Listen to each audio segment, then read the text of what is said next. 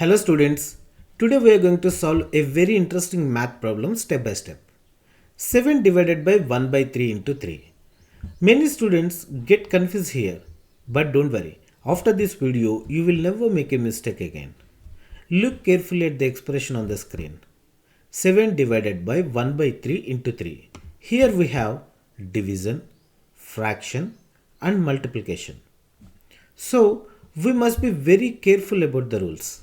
Students, look carefully at the slide. Some people try to solve this problem like this. 7 divided by 1 by 3 into 3. They think, let me cancel 3 and 3. 1 by 3 into 3 becomes 1 and 7 divided by 1 is equal to 7. But this is wrong. Why? Because there is a rule. Division and multiplication are done from left to right, not randomly. So we should not multiply 1 divided by 3 into 3 first.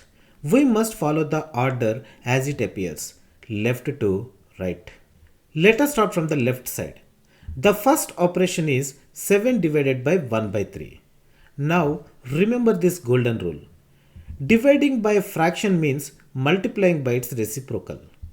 The reciprocal of 1 by 3 is 3 by 1. So 7 divided by 1 by 3 becomes 7 into 3 by 1. Now let's calculate. 7 divided by 1 by 3 into 3 is equal to 7 into 3 by 1 into 3. So 7 into 3 by 1 is equal to 7 into 3 into 3. 21 into 3. So the final answer is 63. So the final answer of the expression is 7 divided by 1 by 3 into 3 is equal to 63.